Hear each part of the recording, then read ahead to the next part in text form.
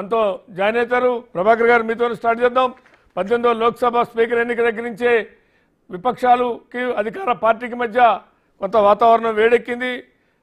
Deputy speaker ఎన్నిక దగ్గర నుంచి మొదలుపెట్టి ఎమర్జెన్సీకి సభలో మౌనం పాటించడం అనేటువంటి ఇష్యూతో రాజకీయంగా మొదటి రోజే వేడి రగిలించింది అధికార పార్టీ.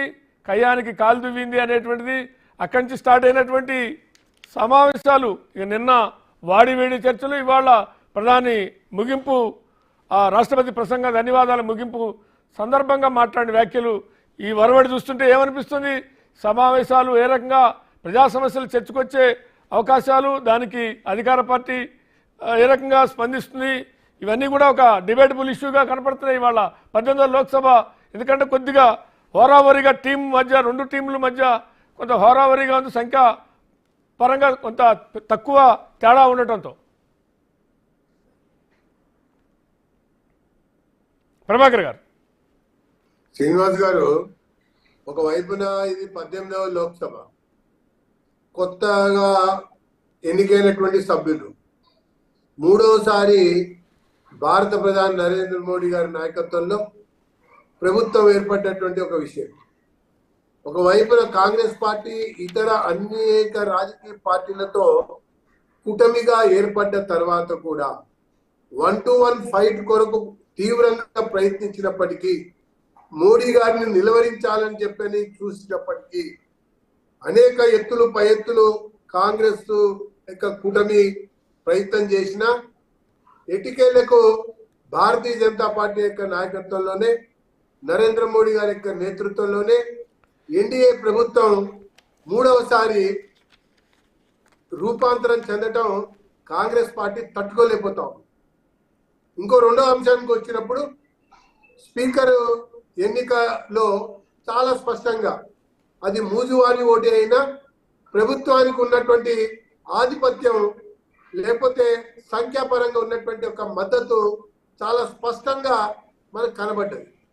దాంతో విపక్షాలన్నీ కలిపి ఫస్ట్ టైం 50 సంవత్సరాల తర్వాత ఒక అభ్యర్థిని నిలబెడితే కూడా ఘోరంగా ఓడిపోయేటువంటి పరిస్థితి రావటం, విపక్షాల్లో పోటీ ఉన్నప్పటికీ కూడా, అంటే విపక్షాలు కలిపి ఒకరినే పోటీ పెట్టినప్పటికీ కూడా విపక్షాల్లో స్పీకర్కి సంబంధించినటువంటి ఎన్నిక విషయంలో అనేక రకాల భేదాభిప్రాయాలు ఉన్నాయి.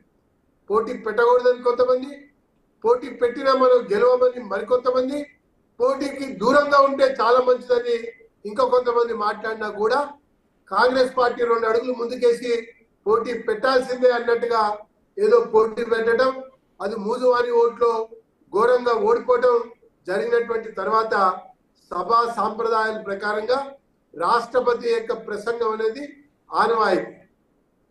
ఆ ఆనవాయితీని తుంగలో దొక్కాలని చెప్పని దాన్ని పక్కదో పట్టించాలన్నటువంటి ఆలోచనతో అప్పుడప్పుడే ప్రతిపక్ష నాయకుడిగా బాధ్యతల్లో రంగప్రవేశం చేసినటువంటి రాహుల్ గాంధీ గారు నీట్ పరీక్ష యొక్క విషయాన్ని ప్రస్తావిస్తూ మరి సభను తప్పుదో పట్టించాలని, సభని హైజాక్ చేయాలని, సభా సాంప్రదాయానికి విరుద్ధంగా వ్యవహరించాలని చెప్పని ప్రయత్నం చేశారు.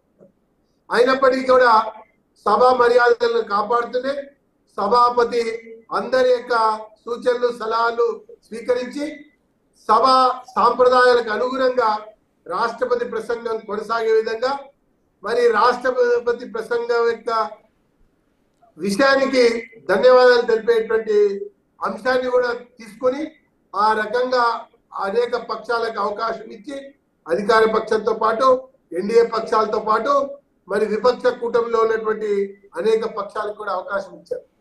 మరి ఆ ప్రకారంగా ప్రసంగం జరిగినప్పుడు రాహుల్ గాంధీ గారు సభా సాంప్రదాయానికి భిన్నంగా ఒకవైపున రాజ్యాంగ ప్రతిని చేతులు పట్టుకొని రాజ్యాంగ పరంగా సభ నడవాలి, లోక్సభ రాజ్యసభ నిబంధనల ప్రకారంగా నడుచుకోవాలని అంటూనే ఒక చిత్రపటాన్ని ప్రదర్శించడానికి ప్రయత్నం చేశారు.